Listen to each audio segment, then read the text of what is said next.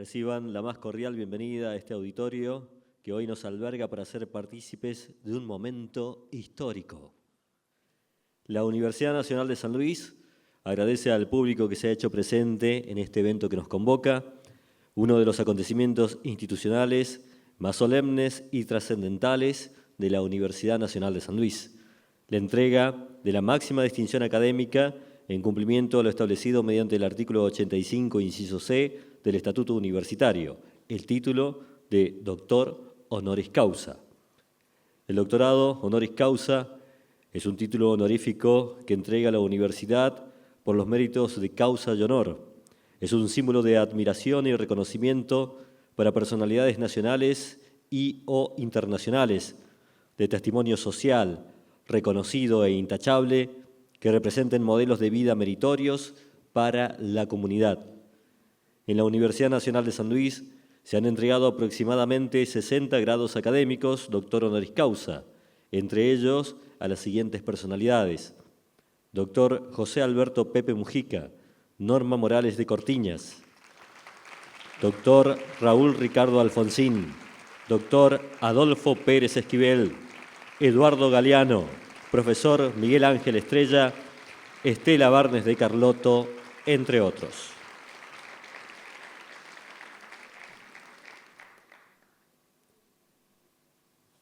Damos inicio a esta ceremonia conformando la mesa académica que será presidida por el señor rector de la Universidad Nacional de San Luis, doctor Raúl Andrés Gil.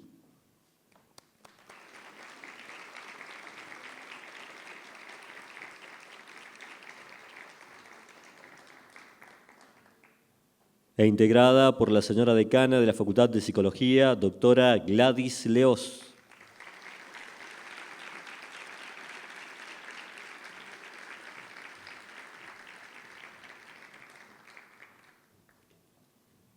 Y le brindamos un fuerte aplauso y se le invita a subir al escenario a la protagonista de este acto. Bienvenida, profesora Rita Segato.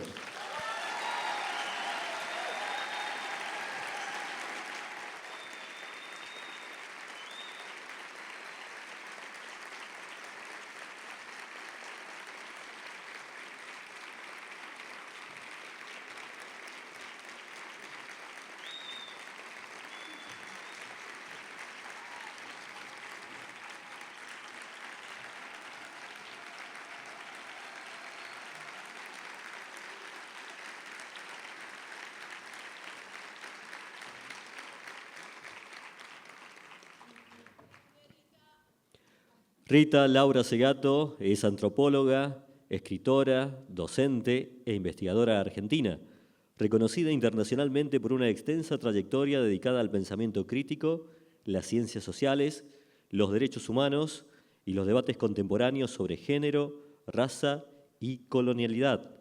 Nacida en Argentina, Rita Segato desarrolló desde temprano una formación atravesada por el arte, la música, la danza y las ciencias sociales.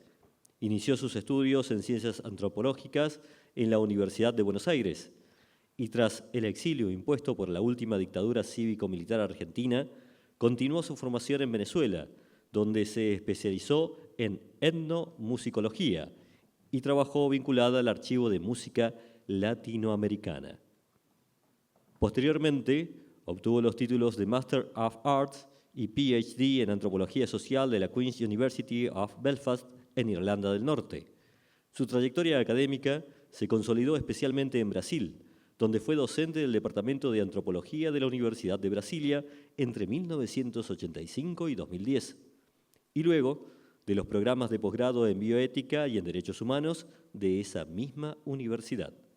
Actualmente es profesora emérita de la Universidad de Brasilia e investigadora senior del Consejo Nacional de Investigaciones Científicas de Brasil. A lo largo de su carrera ha sido profesora visitante y conferencista en universidades de América Latina, Europa y Estados Unidos. También ha integrado espacios académicos, organismos internacionales y redes vinculadas a los estudios afro-latinoamericanos, los derechos humanos y las problemáticas de género. La Universidad Nacional de San Martín creó en 2019 la Cátedra de Pensamiento Incómodo Rita Segato, bajo su titularidad, en reconocimiento a la relevancia y proyección de su obra. Autora de una producción vasta y ampliamente reconocida, Rita Laura Segato ha recibido importantes distinciones nacionales e internacionales, entre ellas el Premio Latinoamericano y Caribeño de Ciencias Sociales, Claxo 50 años, diversos doctorados honoris causa otorgados por universidades de distintos países y reconocimientos de instituciones académicas, culturales y de derechos humanos. A continuación, invitamos a todos los presentes a ponerse de pie para entonar las estrofas de nuestro himno nacional argentino.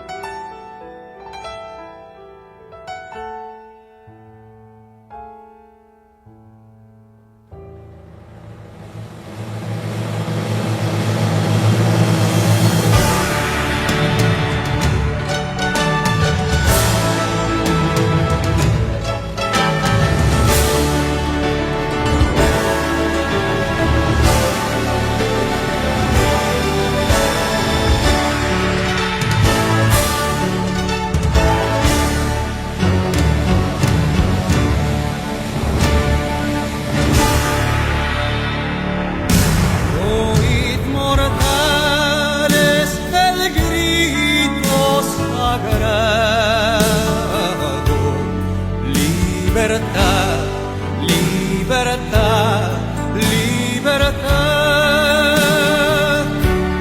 Oíd el ruido de rotas cadenas, ved en trono a la noble igualdad. Ya su trono dignísimo abrieron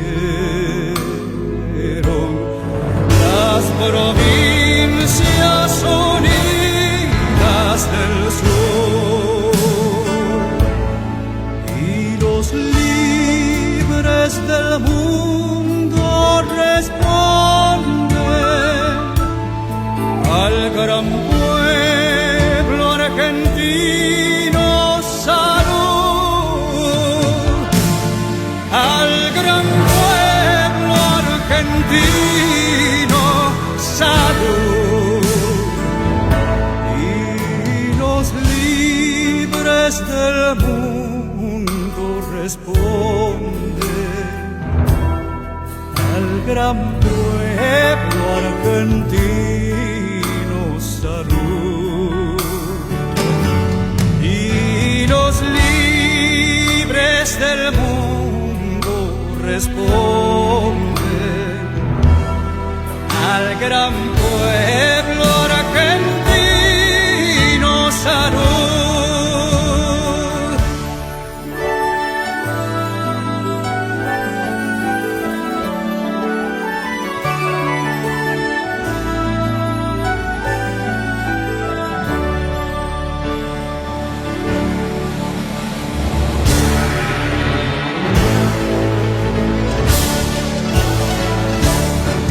Sean eternos los laureles que supimos conseguir, que supimos conseguir,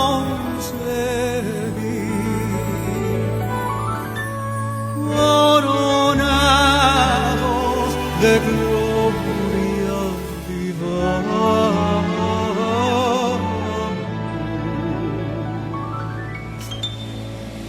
Oh, juremos con gloria morir, oh, juremos con gloria morir, oh, juremos con gloria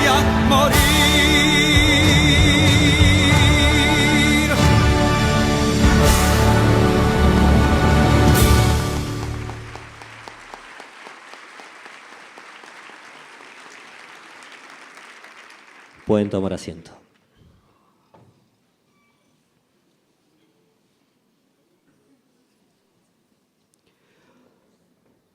Aprovechamos la oportunidad para reiterar el agradecimiento a quienes hoy nos acompañan de manera presencial y a quienes se suman a la transmisión de los medios oficiales de la Universidad Nacional de San Luis. Al personal docente, no docente, estudiantes, investigadores, medios de prensa. Se encuentran presentes además autoridades universitarias, invitados especiales, agrupaciones estudiantiles, sindicatos y asociaciones gremiales, público en general. A continuación, se invita a subir al escenario a la secretaria de Extensión de la Facultad de Psicología, licenciada Dana Barenboim, quien tendrá a su cargo la presentación de la semblanza de los méritos académicos para la postulación de la profesora Rita Segato como candidata al honoris causa de la Universidad Nacional de San Luis.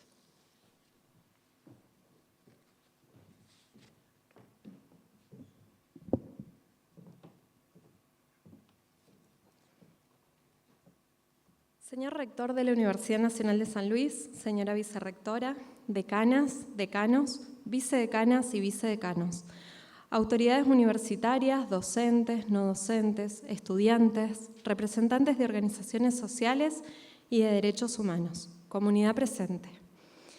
Nos convoca hoy una ceremonia de profunda significación académica, política y humana.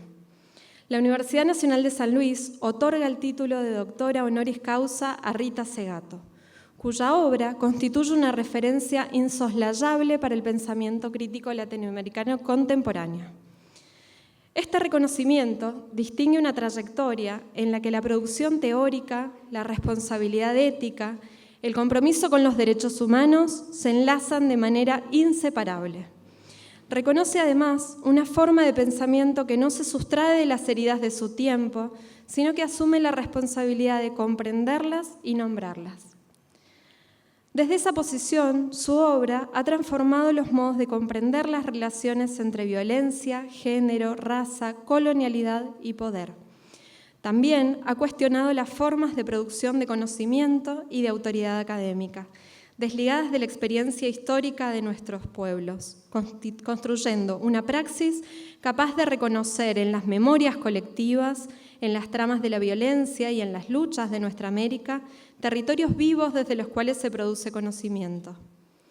Lejos de toda linealidad, Rita Segato comenzó su camino como antropóloga en la Universidad de Buenos Aires, etapa que fue interrumpida por el exilio impuesto por la última dictadura cívico-militar. Aquella experiencia de desplazamiento forzado la llevó a Venezuela, donde se especializó en etnomusicología, una formación que le permitió aproximarse a las expresiones sonoras, rituales y simbólicas de los pueblos.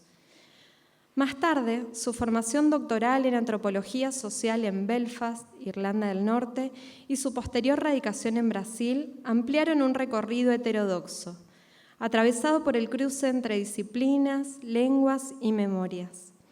Lejos de constituir una acumulación de credenciales académicas, ese camino fue dando forma a una mirada capaz de correrse de los centros consagrados del saber para escuchar historias, formas de vida y modos de producir sentido históricamente excluidos de los relatos autorizados. Entre esos desplazamientos, el encuentro con Tilcara ocupa un lugar decisivo. En contacto con la profundidad del mundo andino, comenzó a abrirse aquello que luego nombraría como un camino torcido.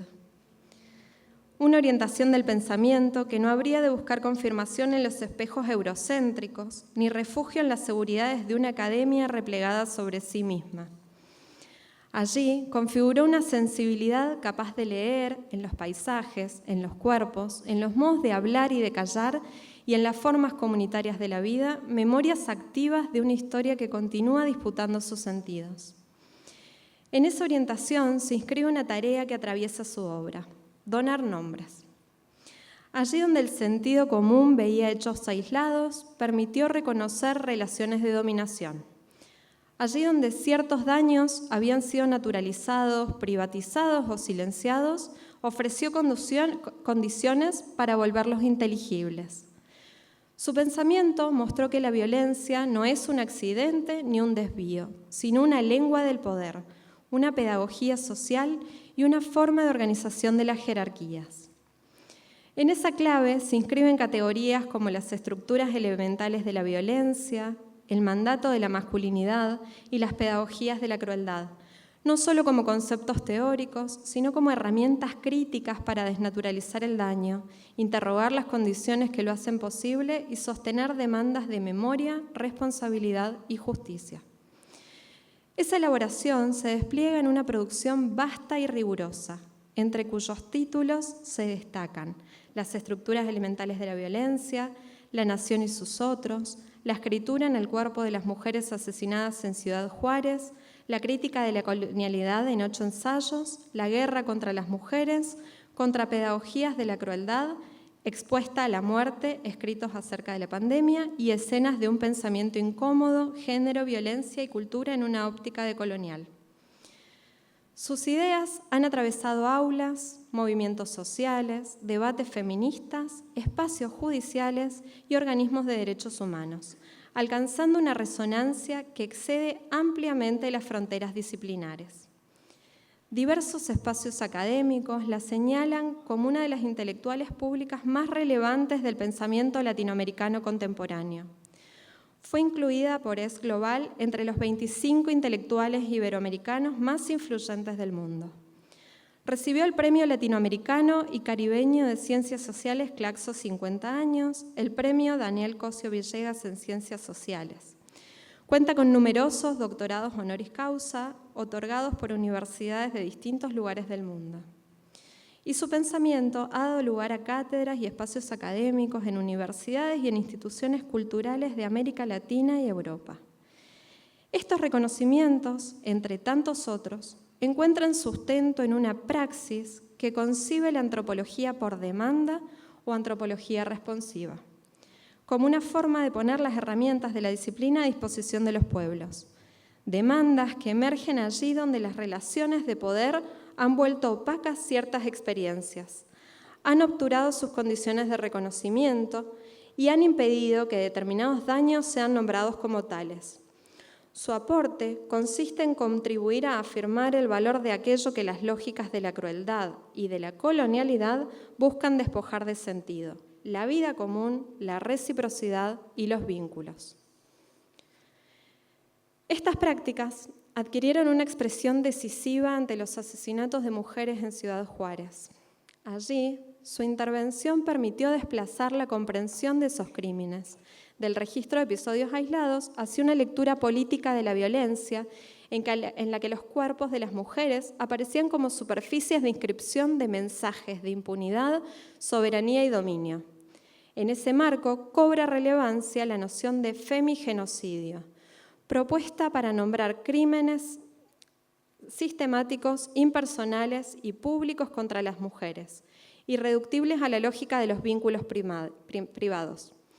Esa misma responsabilidad ante el daño orientó su participación como perita en el caso Sepur Zarco en Guatemala, donde contribuyó a mostrar que la esclavitud sexual y doméstica impuesta a mujeres mayas durante el conflicto armado, durante el genocidio, fue utilizada como arma de guerra para desarticular la autonomía de los pueblos.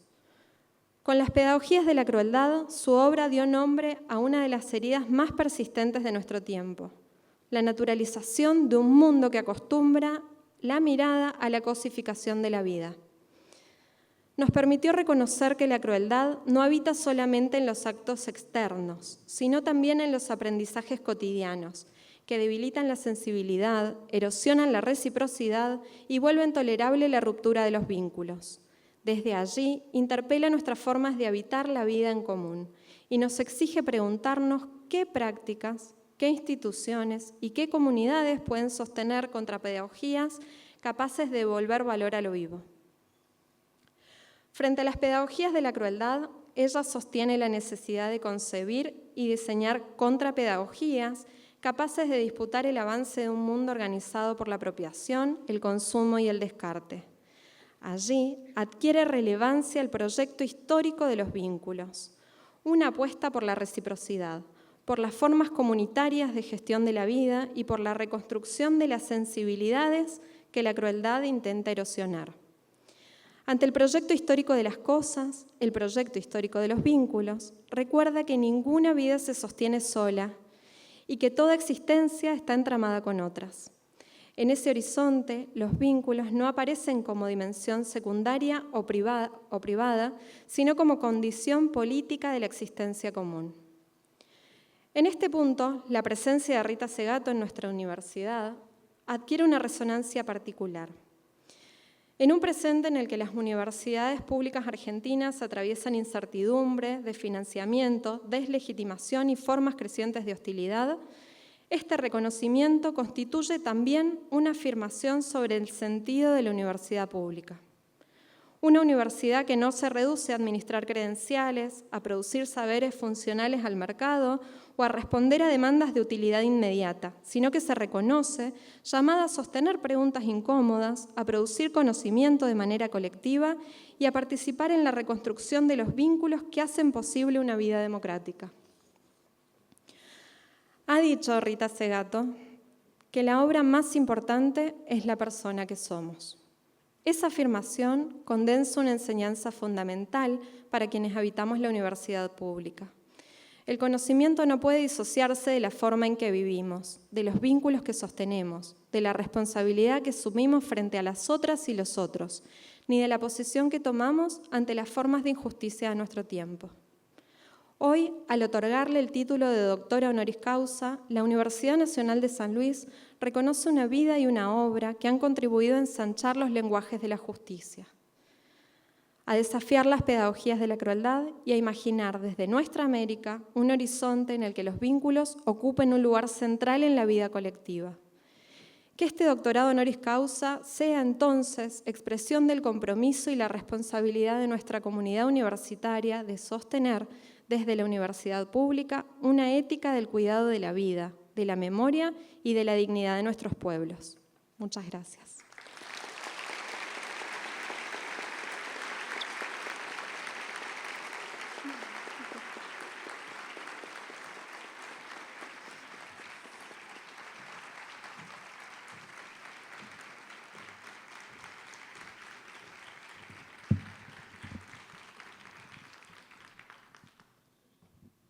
Agradecemos a la licenciada Barenboim y a continuación se hará lectura a la resolución que materializa la entrega del título doctor honoris causa de la Universidad Nacional de San Luis, que dice lo siguiente: San Luis, 17 de noviembre de 2025, visto y considerando que el Consejo Superior, en su sesión del día 11 de noviembre de 2025, decidió, con acuerdo de todas las facultades y por unanimidad, otorgar el título de doctor honoris causa a la profesora Rita Segato, de acuerdo a lo establecido en el artículo 85, inciso C, del Estatuto Universitario.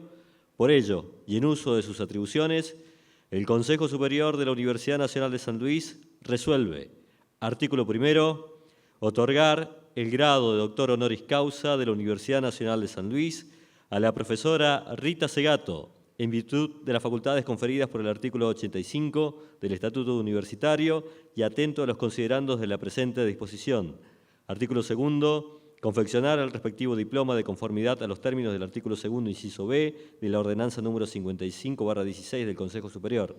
Artículo tercero de forma, resolución del Consejo Superior número 330 del año 2025, firmada por el rector de la Universidad Nacional de San Luis, doctor Raúl Gil, y el secretario general de la universidad, licenciado Much Giglioni, Emiliano Daniel.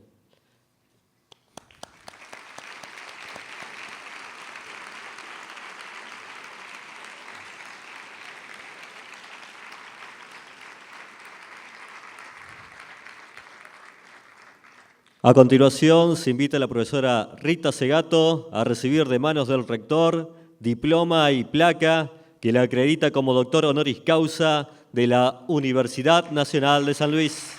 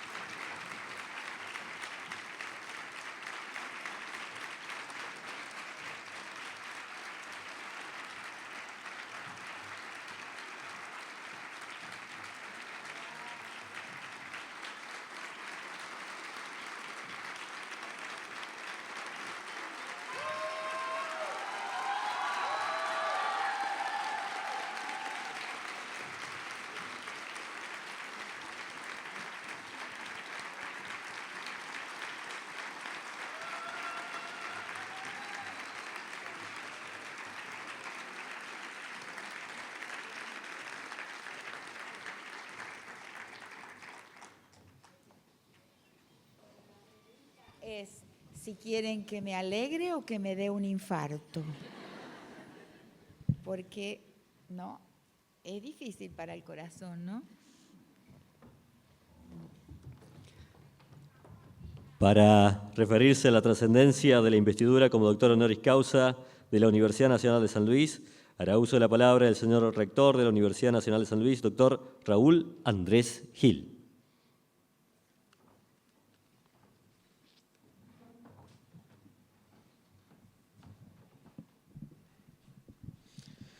Muy buenos días, comunidad de la Universidad Nacional de San Luis. Buenos días a las autoridades de las facultades que me acompañan, al equipo de gestión, especialmente a la profesora Rita Segato. Bienvenida al Auditorio Mauricio López, bienvenida a la Universidad Nacional de San Luis, bienvenida a esta tierra, pago tranquilo de buenos amigos, que la recibe con el corazón y los brazos abiertos.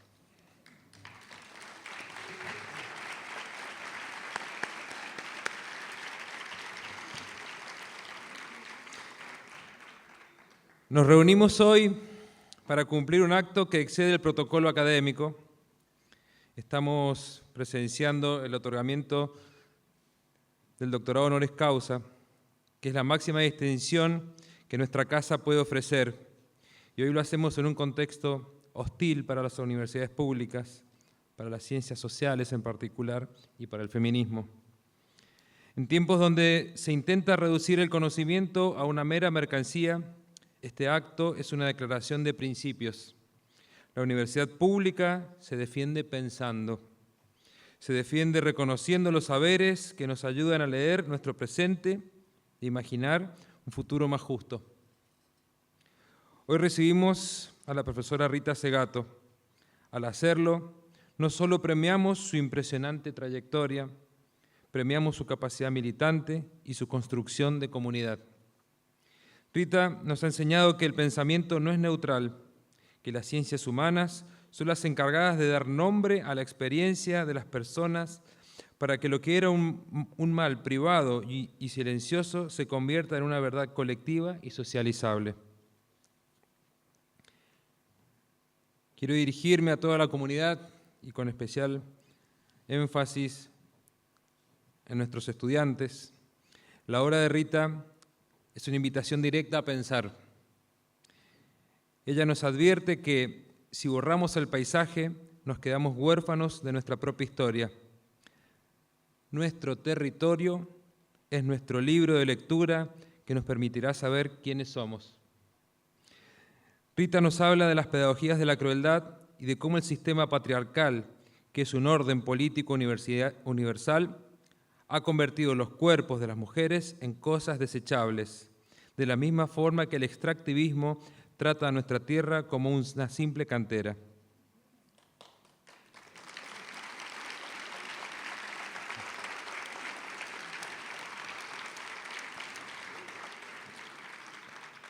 Ella nos desafía a ser desobedientes ante esos mandatos. Nos dice que la lectura contra la violencia no es solo un problema de mujeres, sino una lucha por el bien común, porque solo las luchas feministas son capaces hoy de encaminar la historia hacia otras formas de bienestar y felicidad. Querida Rita, en nombre de la Universidad Nacional de San Luis, te agradecemos por ayudarnos a vincular lo afectivo, con lo intelectual. Tu presencia aquí nos recuerda que la universidad debe ser ese espacio donde el pensamiento se pone al servicio de la vida. Que el paso de la doctora Segato ahora por esta casa nos sirva de faro. Aprendamos de ella que enseñar también es un libro abierto y que el compromiso con el dolor ajeno es lo que nos hace verdaderamente universitarios. Doctora Segato.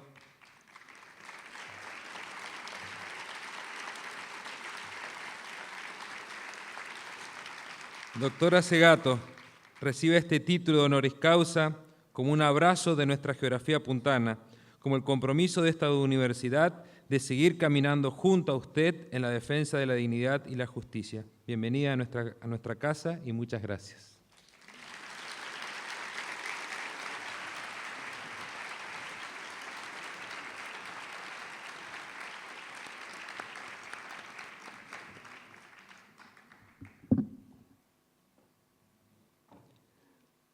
A continuación, agradecemos a las autoridades de la mesa académica y les solicitamos que tengan la amabilidad de reintegrarse al auditorio para dar paso a la conferencia magistral. En esta oportunidad, la doctora honoris causa de la Universidad Nacional de San Luis, doctora Rita Segato, nos brindará su conferencia titulada Ante la perplejidad del presente, pensar es una aventura y enseñar es un libro abierto.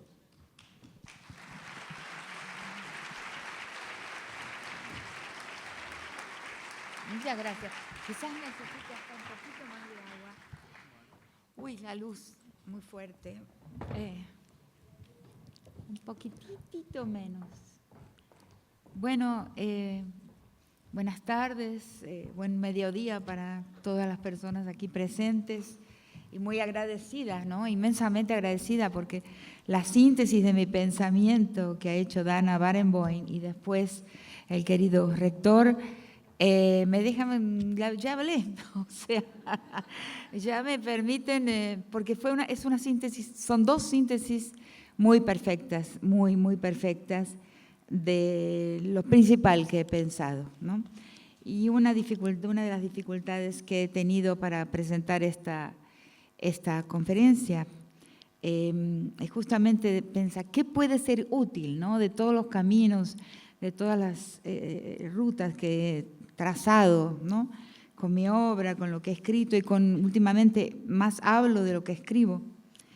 Y me sentí un poco nerviosa, ¿no? Para tomar esa decisión y después recordé algo que fue una especie de consigna mía cuando empiezo la vida académica y que la empiezo en países donde lo más fuerte que siempre tuve, que es el hablar, es escribir, la lengua, o sea, el uso de mi lengua, el castellano, siempre fue la fuerza mía, digamos, mi capacidad que me permitió atravesar espacios académicos muy prestigiosos por esa facilidad del habla con mi lengua española. Con el acento nuestro, ¿no? Sin jamás conceder al tú vienes y nunca jamás ceder a la imposición de varias maestras que intentaron hacerme olvidarme de mi acento defectuoso, quién sabe, ¿no? El vos venís, vos hacés, vos te llamás. Nunca lo dejé, nunca lo entregué, porque ese hablar es lo que somos, como aquí las formas del país, las diferencias del país en sus hablares propios son absolutamente fundamentales y nunca deben ser entregadas, son fundamentales de la personalidad de quienes somos, ¿no? Entonces, pero siempre tuve la habilidad de la lengua, pero al irme de Argentina, enfrenté primero acentos diferentes. Por ejemplo, cuando llego a Venezuela, escribía poesía hasta el momento de llegar, pero la poesía se escribe, digamos, con el sonido del ambiente, ¿no? Con las voces que suenan alrededor nuestro, que a veces son que nos atraviesan y escriben los poemas, no nosotros mismos, ¿no? El sujeto poético, como me dijo un preso una vez. He aprendido mucho de lo que en antropología llamábamos nuestros informantes o nuestros nativos, y hoy no se llaman más de esa manera, pero una vez le pregunté a un preso, ¿cómo escribe usted también como si hubiera estado anoche en el bar de la esquina? Ay, profesora, me dijo, a señora en portugués, ¿no?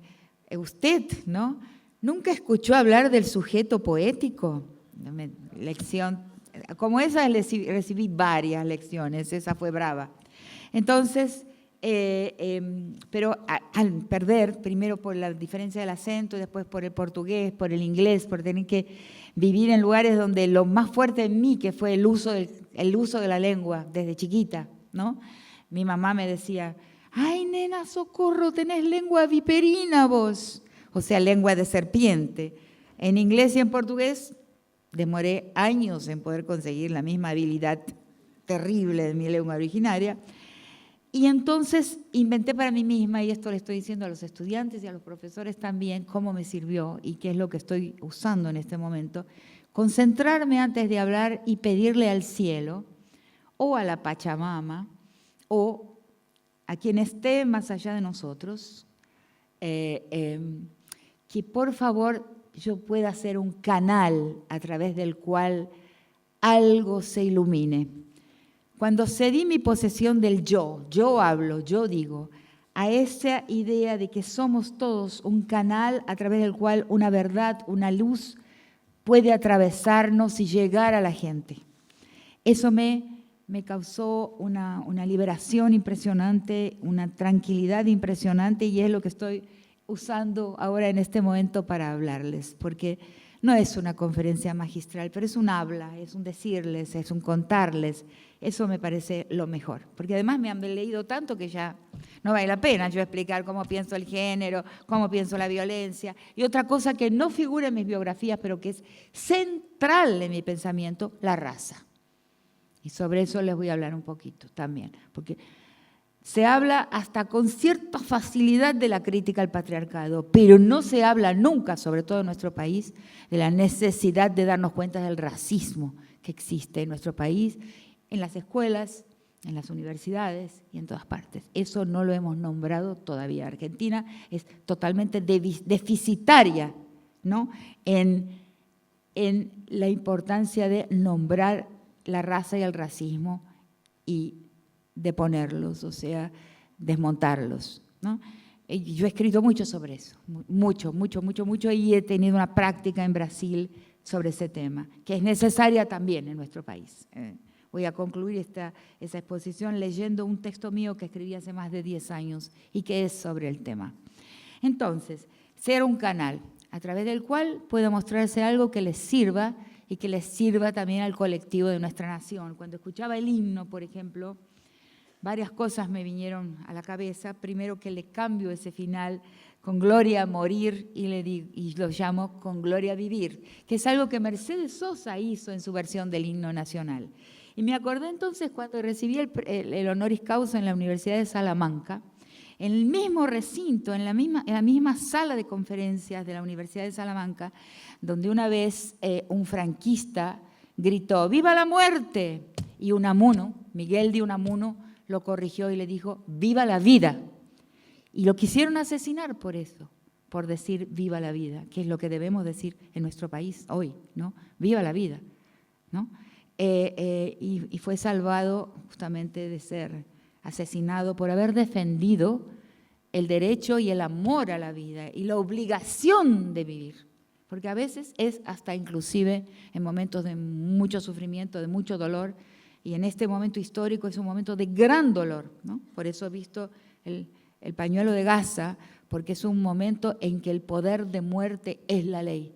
Toda gramática jurídica, que antes siempre fue ficcional, pero ahora inclusive su ficción ha desaparecido, ¿no? Y Gaza nos demuestra que el poder de muerte es la ley hoy. Entonces, en este momento, pensar en la vida y la obligación de defenderla es absolutamente central. Y recordaba entonces la frase de Unamuno y la transformación que la grandiosa Mercedes Sosa hizo a nuestro himno nacional, cambiándole esa palabrita, ¿no? Y también recordé, hablando del honor, de ser argentinos, de la independencia y todo esto, que hoy, por primera vez en mi vida, y yo viajo constantemente, ¿no? Hace 2 años en que prácticamente no he pasado más de 10 días en una de mis casas. Por primera vez en mi vida, ni siquiera en tiempos de la dictadura, que fueron terribles, ¿no? Que fueron lo peor, pero hoy la gente me mira con compasión, me tiene lástima. Y es algo muy raro, no lo he experimentado muchas veces. Lástima por el gobierno que tenemos. Me miran con lástima, como una especie de desprecio, porque ese gobierno fue votado, ¿no? Y no podemos expresarlo. Entonces, veo en las miradas de quien me ha recibido en Canadá, en Estados Unidos, en Londres, son los países por los que pasé últimamente, en México, hola Rita, y veo una mirada de lástima en la gente con relación a mi persona argentina. Y eso se los tengo que contar.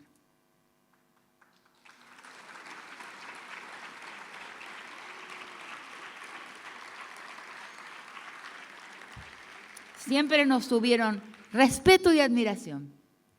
Pero ahora saben que nuestras universidades están siendo rotas, peor que en tiempos de la dictadura, están siendo destruidas. No hay el dinero para la investigación, no hay el dinero para poder enseñar con dignidad, sin pasar hambre, ¿no? Quienes enseñan en nuestras universidades, sin pasar necesidades. Entonces la gente lo sabe, el mundo lo sabe, ¿no? Y para nuestro orgullo es bravo, es difícil enfrentar esa mirada de conmiseración, ¿no? Bueno, esto quería decirles. Y luego también algo más, ¿no? Que lo que oí del señor rector me hizo recordar la cuestión de las ciencias humanas, algo que no sabemos y que no hemos pensado mucho. Que las ciencias humanas, siempre se nos dice, bueno, las ciencias humanas no valen nada, ¿no? Las ciencias duras, ¿no? Son las que realmente son la gran contribución al proyecto histórico de las cosas, ¿no? Porque yo, como fue dicho aquí muy claramente, tengo esta idea de que existen dos grandes proyectos históricos, que son dos grandes metas de felicidad. Uno es el proyecto histórico de los vínculos, ¿no? Y otro es el proyecto histórico de las cosas. ¿Y qué significa eso? Que en diversos momentos de nuestra vida tenemos que tomar una decisión, ¿no? O invertimos vínculos en cosas, que muchas veces hacemos, ¿no? Entregamos vínculos para ganar cosas, ¿no? Sacrificamos vínculos, ¿no? Para quedarnos con ciertas, pero los vínculos son caros también. O empleamos e invertimos cosas por mantener vínculos. Eso lo aprendí en mucho recuerdo un momento en Bolivia, ¿no? Donde un amigo nuestro, ¿no? Ramiro Huanca, un filósofo boliviano, me dijo un día, cuando llegamos al Alto, ¿no? Este gran espacio aquí, mi papá lo podría haber comprado, pero tenía que hacer una gran fiesta para toda la familia. Y tuvo que decidir si hacer la fiesta para la familia o comprar este terreno. Y decidió hacer la fiesta para la familia. Eso es invertir cosas en mantener vínculos. O un taxista, una vez que llego a la ciudad de Buenos Aires por Ezeiza, y tenía que partir de nuevo, volver a irme en una semana, y conversaba con el taxista, me gustó y todo lo. Mire, tengo que volver a tomar un taxi para Ezeiza, que es caro y que es una ganancia para un taxista. Tengo que tomar un taxi para Ezeiza el sábado próximo. Le digo, me da su tarjeta, lo llamo y me recoge y me lleva. Y dice, ¿el sábado a qué hora?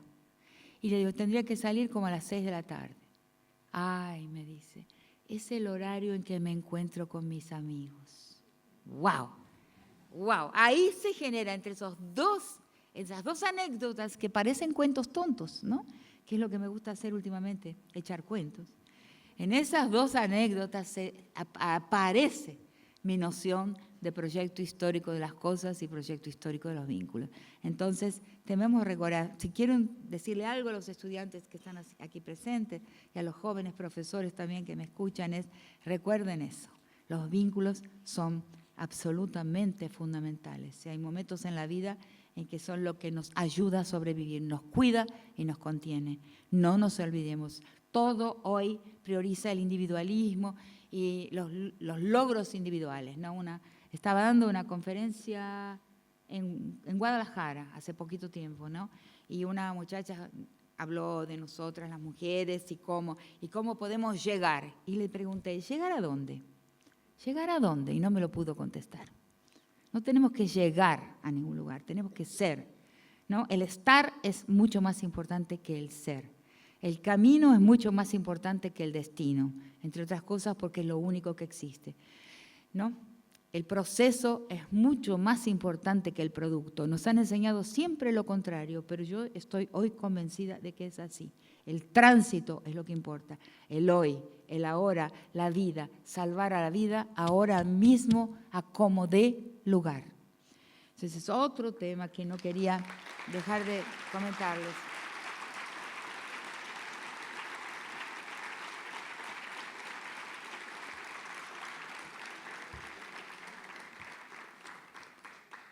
Gracias, que sirva, ojalá. Entonces las ciencias humanas parece que no, porque no construyen cosas, no producen, pero sin embargo, Si ustedes prestan atención, y esto es una universidad, a la custodia, a la reserva de mercado, que los grandes journals del mundo, que son las revistas que tienen la circulación mundial, en inglés sobre todo, hoy en día, y un poquito en francés, en alemán. La reserva de mercado para el pensamiento teórico que tienen estos grandes journals, esos grandes medios que permiten la circulación del pensamiento por el mundo, nos damos cuenta de que realmente controlan el no permitir la teoría latinoamericana, el pensamiento teórico de nuestro mundo, instalarse allí y circular. ¿Por qué? ¿No? En mi texto sobre Aníbal Quijano y la perspectiva de la colonialidad del poder, que está en el libro, primero fue publicado por la revista Casa de las Américas de Cuba, y ahora forma parte de mi libro La crítica de la colonialidad en 8 ensayos. Yo, en la introducción a la crítica de la colonialidad como formulada por el gran formulador de esa perspectiva teórica, que fue Aníbal Quijano, no hay otro, él la formuló, un peruano magnífico de una inteligencia extraordinaria, y a veces es muy robado, ¿no? Le toma mucho las palabras que circulan por el mundo sin que la gente realmente entiendan exactamente lo que él quiso decir.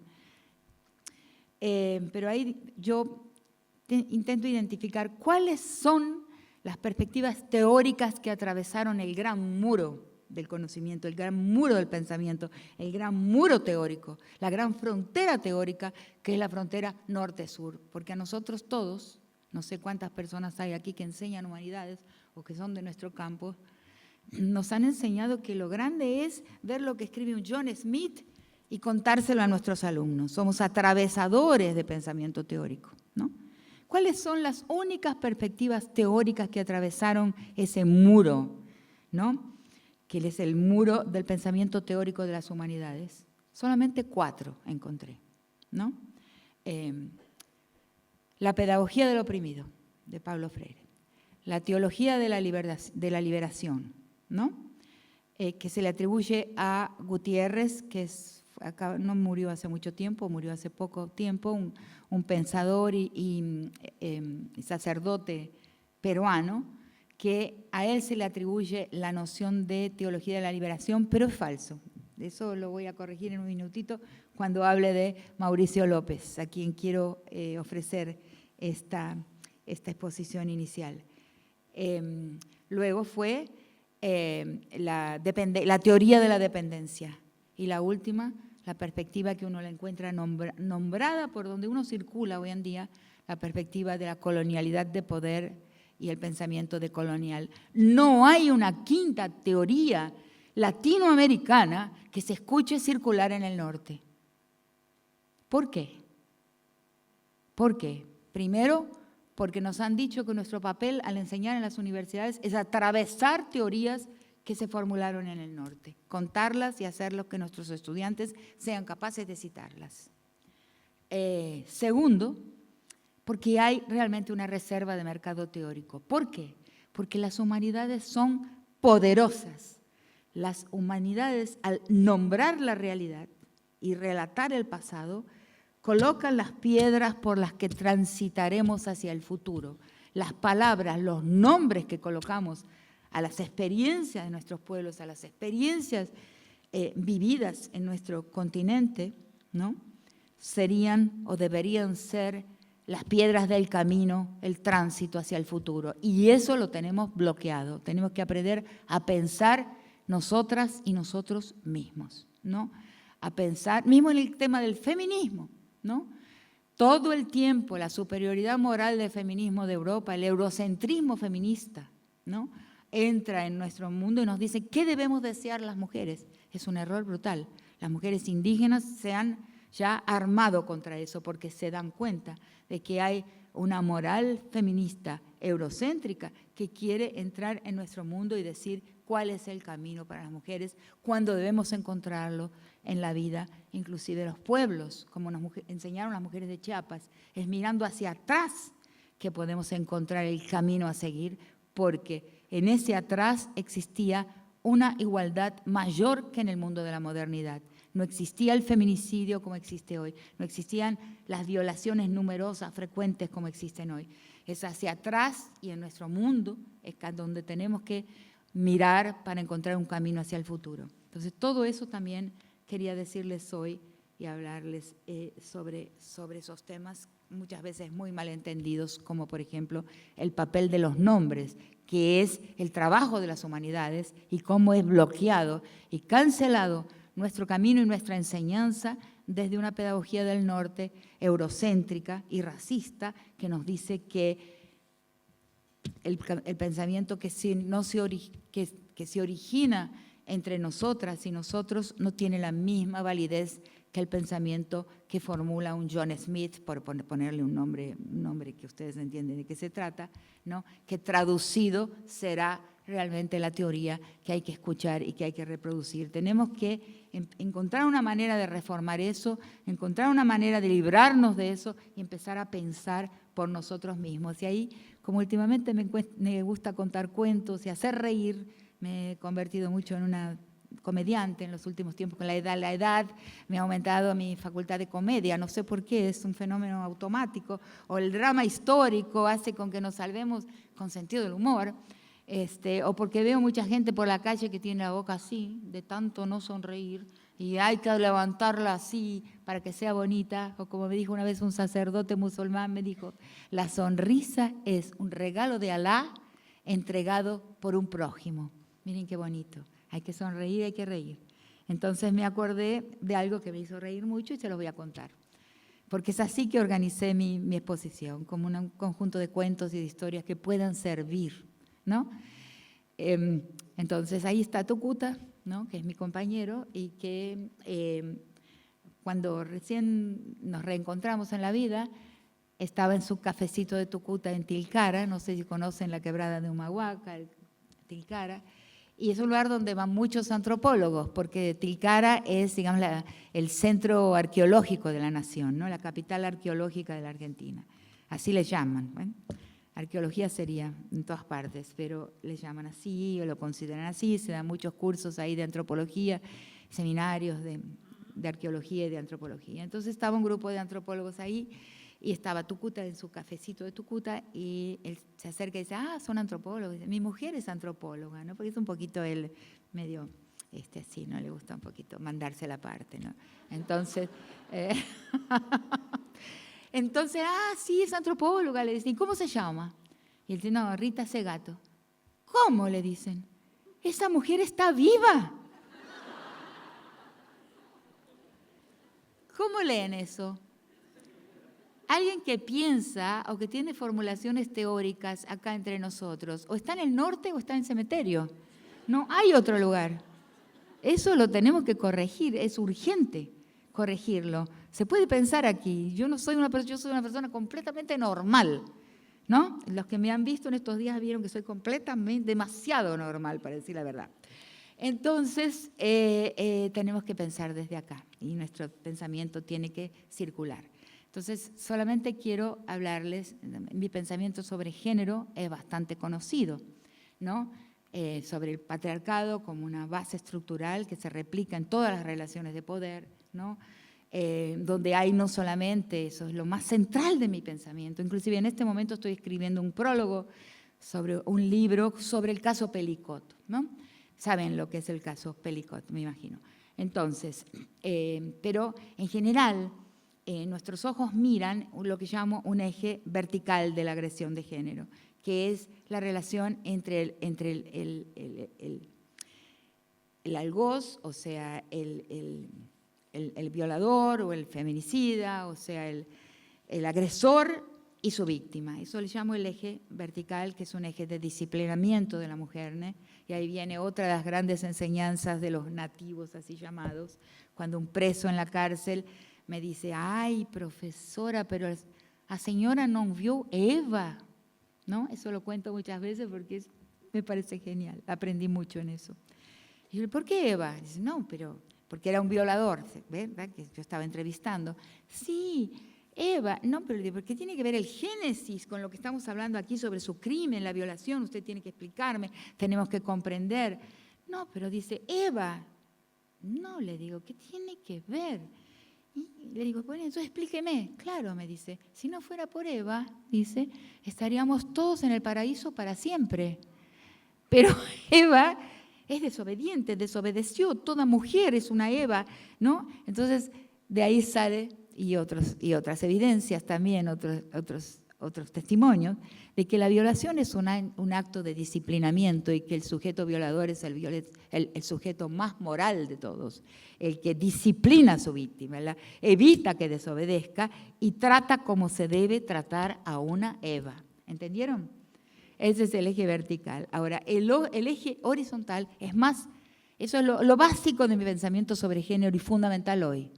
El eje horizontal es el eje de la fratria, de lo que llamo la fratria, la cofradía masculina, la hermandad masculina. O sea, el hombre viola para los otros hombres, para ser visto en la capacidad y en la potencia, cuando no puede ser visto por ninguna de sus otras potencias, ¿no? Que son las 7 potencias, mi hija le agregó una octava, las 7 potencias, pero ya me lo citaron a mí aquí, que ya lo leyeron, ya saben todo lo que yo dije, estoy solo enfatizando lo fundamental.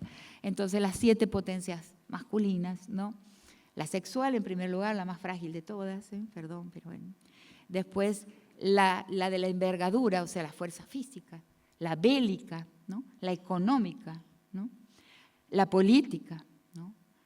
La moral, o sea, por el juez, aunque haya mujeres, organismos femeninos en la posición de juez, históricamente la posición de juez es masculina, y la intelectual, ¿no? También es una posición masculina que yo trato de romper todo el tiempo en la manera en que he enseñado, inclusive en la manera en que doy mis conferencias, romper la distancia, romper la politicidad, los protocolos masculinos de relación. Yo no me comporto así y jamás me comporté así como profesora. Siempre aproximé, primero de forma intuitiva, primero de forma, no entendía, instintiva casi, ¿no? Romper el protocolo de la cátedra, ¿no? Y luego reflexiva, luego me doy cuenta de por qué hago esto como lo hago. Lo estoy haciendo de una manera en que un hombre jamás podría hacerlo, ¿no es verdad?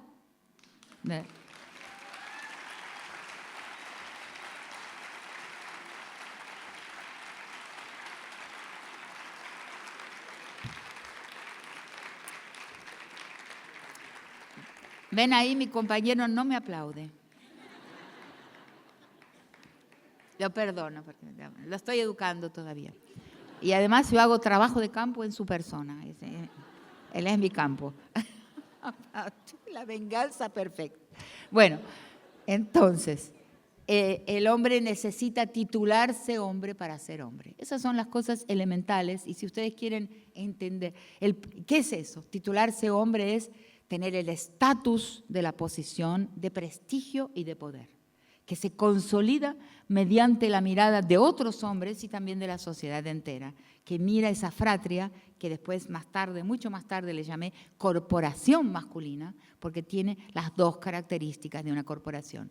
En primer lugar, la virtud principal, el valor central es la lealtad corporativa.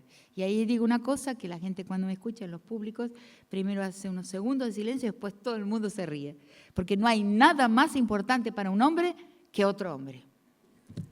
Sepámoslo, tenemos que enterarnos.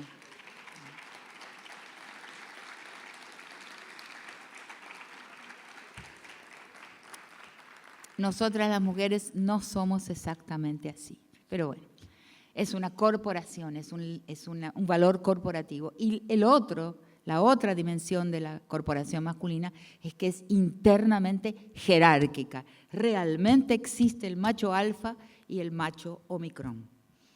Entonces, esto, creo que omicrón es la última letra griega, no me olvidé de conferir si es así. Pero bueno, el macho que no es alfa, los que están. Entonces, internamente jerárquica la masculinidad. Nosotros las mujeres no tienen la misma estructura. Es un error pensar que feminidad y masculinidad tienen una estructura especular igual. No, son estructuras completamente diferentes, lo que es la feminidad, las mujeres, el mundo de las mujeres y el mundo de los hombres, ¿no? Hace falta mucho pensamiento todavía sobre eso, porque yo, curiosamente, y me han hecho notar eso últimamente, yo he pensado mucho en la masculinidad, porque mi trabajo inicial fue con presos violadores. Entonces ahí empieza mi trabajo de comprensión de los porqués de la violación, del feminicidio más tarde, y entonces mi estudio es de la masculinidad. No he tenido un estudio semejante de la feminidad, y yo creo que todavía hace falta mucho en ese campo, aunque son una relación, no son especulares, no tienen, como dije, la misma estructura. Ahora, también quería hablarles, y eso es más conocido, lo que hablé hasta ahora es mucho más conocido de mis escritos, pero algo que no es tan conocido de mis escritos son los estudios de la raza, ¿no? Y mi tesis doctoral, ¿no? Defendida en 1984, es sobre una tradición africana en Brasil, sobre una religión africana en Brasil, y a partir de ahí algunos momentos de mi vida son muy marcados por mi relación con la africanidad y con la raza, con la racialización del mundo, ¿no? Y ahí hasta el final, el momento más reciente, ¿no?, en que finalmente me encuentro claramente de cara y en profundidad con la perspectiva de la colonialidad del poder. Y yo quiero decirles que se cita mucho, se habla de lo decolonial y de la colonización y la colonialidad permanente y todo eso, pero no se sabe que el epicentro de la perspectiva de colonial es la raza, no es la clase. Es una clase racializada, eso sí. Entran elementos del marxismo claramente, pero lo que es fundacional y epicentral de la perspectiva de la colonialidad del poder es la racialización del mundo a partir de la conquista y de la colonización. Y eso la gente no lo percibe, no lo sabe o no lo registra porque no es conveniente registrarlo. Sobre nosotros, los que parecemos blancos por aquí, por tener ancestrales europeos, todos somos partículas de un paisaje y ese paisaje no es blanco. Todos somos partículas de un paisaje conquistado y colonizado y racializado. Cuando nos trasladamos por el mundo en nuestro cuerpo, ¿qué se ve? Aunque parezcamos blancos cuando estamos en nuestro mundo, cuando estamos en nuestros países. Como le llamo yo, aunque juguemos en el equipo de los blancos, cuando jugamos en Argentina o en Brasil, pero si vamos a París, todos somos Fanon. ¿Qué quiere decir?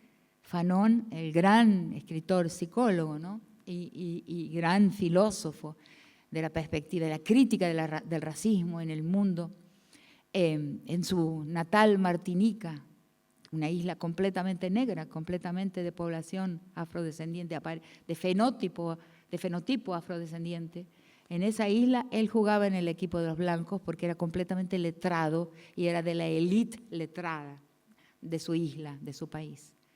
Pero cuando va a Europa, como él cuenta en una página que me hizo llorar cuando la leí, está paseando por las calles de París, donde él se sentía completamente parisino, completamente parisiense, porque sabía más sobre la cultura, la literatura y los saberes franceses más que cualquier francés.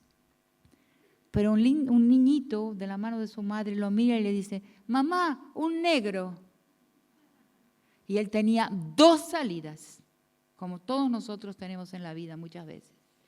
Decir que el niño era un ignorante total y que no sabía quién él era y todo su conocimiento de Francia, o escuchar al niño lo que dijo. Afortunadamente, él optó por lo mejor, por lo más inteligente, que fue escuchar al niño y darse cuenta de quién era él en Francia, o sea, un colonizado, como somos todos nosotros, productos de un evento de conquista, de muerte y de colonización del paisaje del cual somos partículas. ¿Me entienden? Estoy hipersintetizando. Entonces, la definición de raza en esta perspectiva genial, que es la perspectiva de la colonialidad del poder, es la atribución de un organismo diferente, de una biología diferente a aquellos cuyos cuerpos estuvieron en una posición en la historia, de vencidos o de conquistadores o de conquistados, de vencidos o de vencedores. Entonces, el cuerpo leído como habitante del paisaje conquistado. Esa es la definición de Quijano, ¿no? El cuerpo leído como habitante del paisaje conquistado, ese cuerpo es un cuerpo racializado. Por eso la racialización varía tanto, a veces de una provincia para otra, ¿no? Y a veces de un país para otro. Por ejemplo, un colega brasileño, blanco para Brasil, baiano blanco, profesor de la Universidad de San Pablo, que es la más poderosa de las universidades brasileñas, y la más blanca, yo diría, dijo un día, no sé qué pasó, subí al avión blanco en Brasil y bajé negro en los Estados Unidos. ¿No?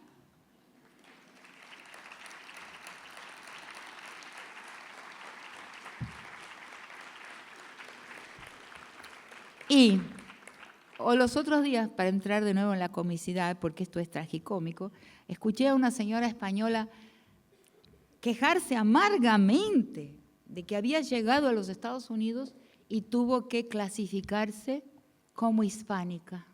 Hispánica no, ¿cómo que se va a clasificar una mujer española que no sea como hispánica? No quería, porque racialmente los hispánicos, ¿quiénes somos? Nosotros. Entonces, la conciencia racial es absolutamente fundamental y es epicéntrica en la perspectiva de la colonialidad del poder definida de esa forma que les acabo de decir. Es la lectura en un cuerpo de una posición en la historia. O sea, un cuerpo que estaba presente en las guerras de conquista, el cuerpo indígena, ¿no? El cuerpo negro, el cuerpo afrodescendiente. Y el cuerpo de nosotros, porque continuamos estando en una posición de la historia de espacios que son no solamente están en una posición de colonialidad permanente, pero he agregado un término a esa perspectiva de Quijano, de la colonialidad del poder. Estamos en espacios donde hay una conquistualidad permanente. Y quien vive al lado de ríos caudalosos, quien vive al lado de grandes, como nosotros en Jujuy, minerales raros, ¿no? Las salinas con los se me va siempre la palabra de los que hay en las salinas, el litio, cerca del uranio. En Tilcara vivimos a 10 kilómetros de una montaña que se llama el Cerro Amarillo porque es uranio casi en estado puro. Ya está vendida una minera de Canadá. El día que la toquen hay que salir corriendo porque la radioactividad sin el cerro ser tocado ya puede ser medida en medidores de radioactividad que algunas personas han comprado, sin ser tocado. Cuando sea tocado se vuelve letal, se vuelve radioactivo. Y además, fue bloqueado por una medida que imposibilitó el cumplimiento de la venta por parte de un juez, que era también un gran escritor, que ya falleció, pero en el momento en que llegue la minera y empiece a tocarlo, la situación nuestra va a ser extremadamente complicada. Entonces, eso quería decirles, la raza, el patriarcado es fundamental, es fundacional, estructura nuestras vidas, ¿no? Y hemos visto emerger en español. Emerger, ante nuestra vista hemos visto emergir estructuras patriarcales fuertísimas, como fueron el caso Pelicot, el caso Epstein. Las vimos salir de las profundidades donde siempre estuvieron ocultas y mostrarse ante nuestra vista cómo el poder se asocia siempre mediante víctimas sacrificiales, ¿no? Lo vi en los presos que entrevisté. El preso Viola, porque mediante su víctima sacrificial se titula macho, se titula poderoso. En el caso Epstein, ¿no? Violan y matan a seres indefensos, completamente víctimas sacrificiales, para atar vínculos cohesos, estrechos, entre personalidades del poder en todos sus campos, ¿no? Esto es fundamental entenderlo, pero también la raza es fundamental entenderla, porque son las dos formas en que la extracción de plusvalía es más perenne, más imposible de modificar. Siempre pensamos, a partir de Marx, que la extracción de plusvalía en la clase es central, pero la movilidad racial es muchísimo más fácil, muchísimo más accesible, a pesar de difícil, que la movilidad en la raza y en el género. O sea, en la posición racializada y en la posición generificada de las mujeres, hay la estabilidad y la imposibilidad de modificar la extracción de plusvalía es mucho más difícil, mucho más perenne la posición, mucho más intocable. La movilidad es mucho más difícil de conseguir. ¿Entienden? Sí. Entonces, bueno, dicho todo esto, que creo que es lo fundamental que quería yo expresar aquí, ¿no? Que tengamos cuidado con no centrarnos solamente en la cuestión patriarcal, sino también en el tema de la racialidad, que lo vemos. O sea, voy a contar otra historia, que es la historia de cómo, por un evento, yo fui a una escuela primaria en Buenos Aires, que se llama en Lenguas Vivas Juan Ramón Fernández, considerada posiblemente la mejor escuela primaria de la ciudad, por no decir del país, con mucho prestigio, y estaba situada en un lugar en la ciudad de Buenos Aires, en las calles Esmeralda y Sarmiento. Después nos mudamos a otro lugar, donde nadie vivía en las cercanías de la escuela, porque es una parte de la ciudad de Buenos Aires donde hay ministerios, hay bancos, o sea, es un sector en donde no hay edificios de vivienda. Solamente una niña había venido a la escuela por su proximidad con la escuela, de acuerdo con la ley, porque la ley dice que los niños tienen derecho a ir a escuelas que están en un radio próximo de su vivienda, de su domicilio. Había solo una niña que venía al colegio, venía a la escuela, por su proximidad de domicilio, porque su padre era un portero, era el portero de un conservatorio a 3 cuadras de esa escuela. El resto todas veníamos de otros domicilios lejanos a la escuela. Y la niña se llamaba Sosa, y la maestra de 3er grado se llamaba María Elena Duprat, no, francesa en origen. Entonces yo veía a esta maestra. Sosa, póngase de pie. Sosa se ponía de pie y miraba para abajo. Y la maltrataba, la humillaba. Y yo era chiquita, tenía 10 años y decía, ¿qué habrá hecho Sosa? Y no conseguía entender, por mucho tiempo me costó entender qué había hecho Sosa para ser tratada de esa forma. Hasta que me di cuenta, pero tardé mucho tiempo en darme cuenta. Sosa era de la tierra, Sosa era de la tierra. Y su rostro era un rostro de la tierra, y su pelo era un pelo de la tierra, y eso es lo que había hecho Sosa. Cuando me di cuenta, mi vida cambió, mi mundo cambió y me dirijo lentamente hacia el camino que ustedes me encuentran aquí. Entonces voy a leer un poema. Y le voy a pedir a Tucuta que me acompañe con el sicu. Otra pequeña historia de mi vida. Estaba yo en la Feria del Libro.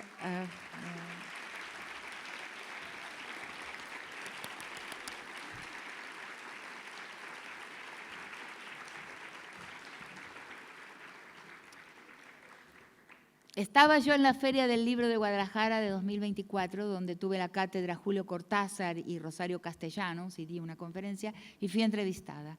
En la entrevista se me escapa, tengo un lapsus de lengua y comento un desliz que no quería cometer y menciono que escribo poesía. Entonces, al final terminó que la editorial de la UNAM, de la Universidad Nacional Autónoma de México, me publicó un libro de poesías. Esta que voy a leer es el último, en ese libro, este es el último poema. Las poesías del libro se llama El Camino de Regreso y dice, son los cuadernos del destierro.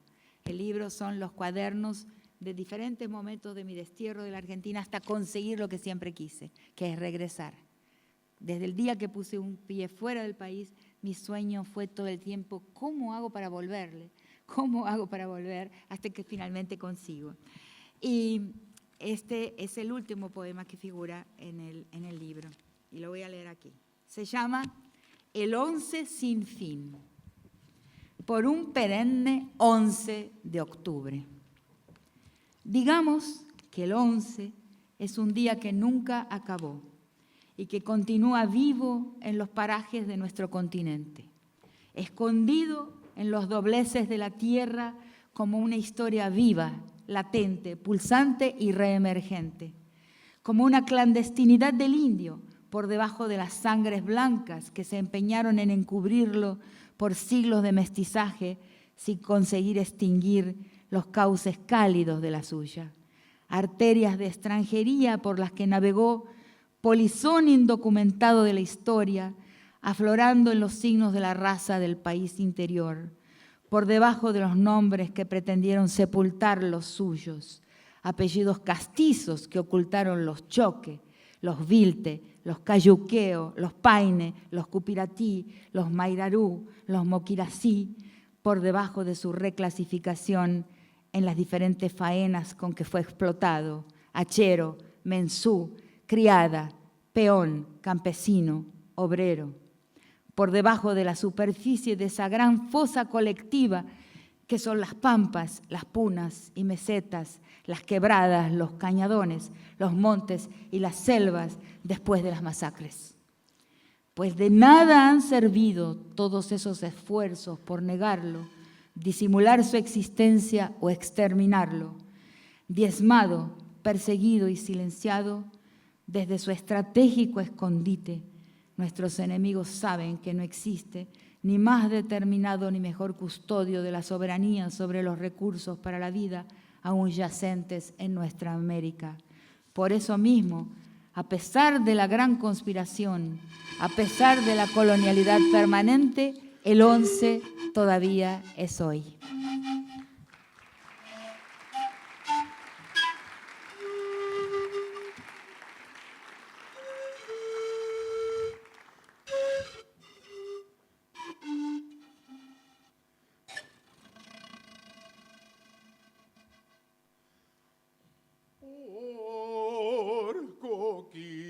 Mantai ya parimu ya sankui comer llantitata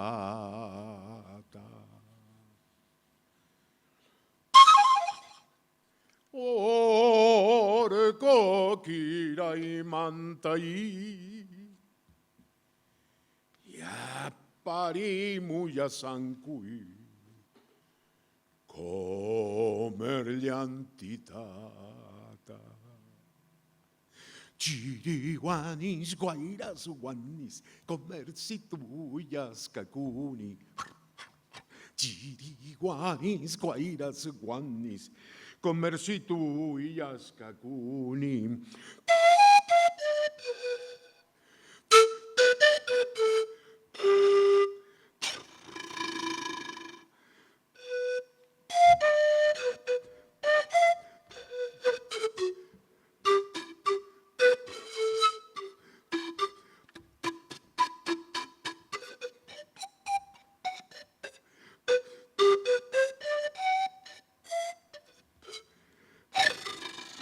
Chiriguanis, guairas, guanis, comer situyas, cacuni.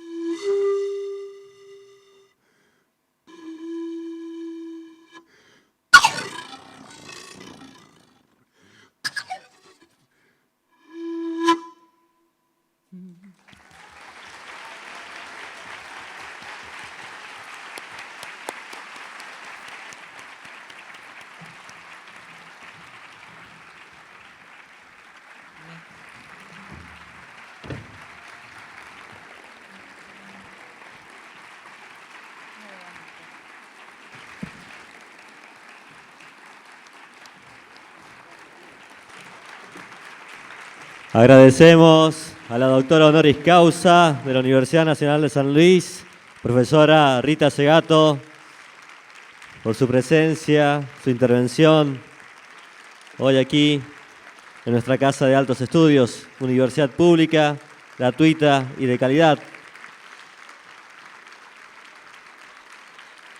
Y la invitamos a compartir también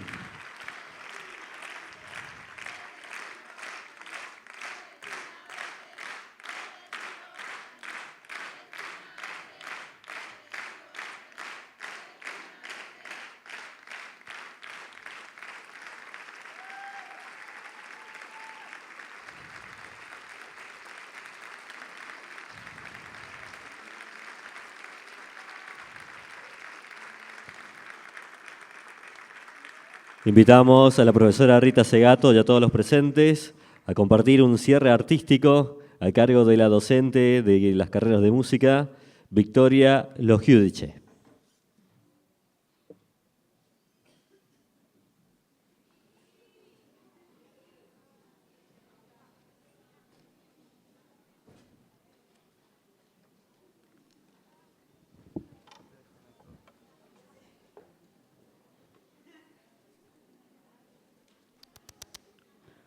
Buenas tardes.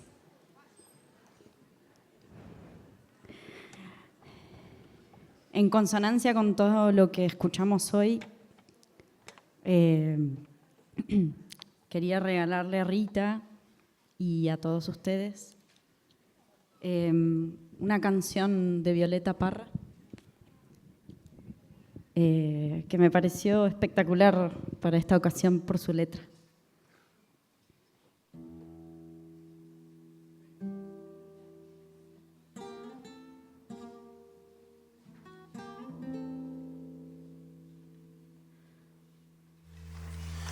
En los jardines humanos que adornan toda la tierra,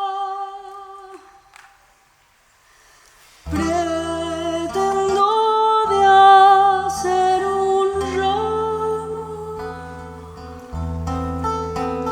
de amor y condescendencia, pretendo de hacer un ramo de amor y condescendencia, de amor y condescendencia.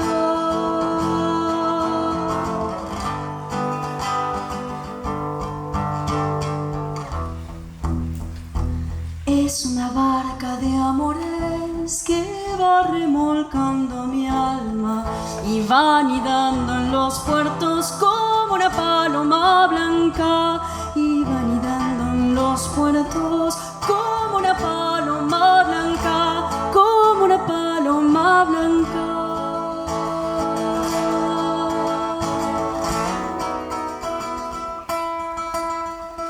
Permiso para cortar la flor del comprendimiento, la hierba de la esperanza, la hojita del sentimiento.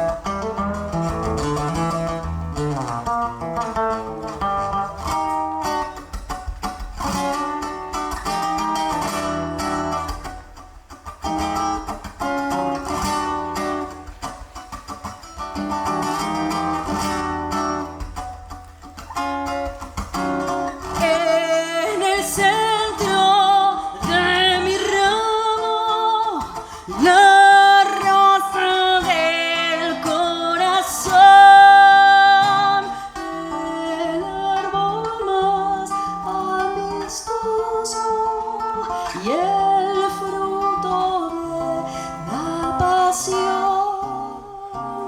El árbol más amistoso y el fruto de la pasión y el fruto de la pasión. Es una barca de amores que va remolcando mi alma y va anidando en los puertos como una paloma blanca, y va anidando en los puertos como una paloma blanca, como una paloma blanca.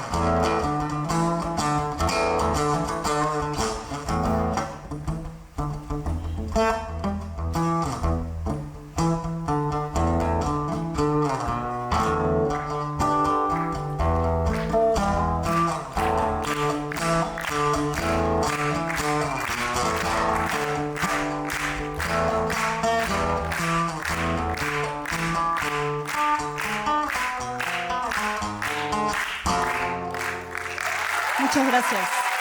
Gracias, Rita. De Violeta Victoria Parra. Logiudice, docente de las carreras de música de nuestra Universidad Nacional de San Luis.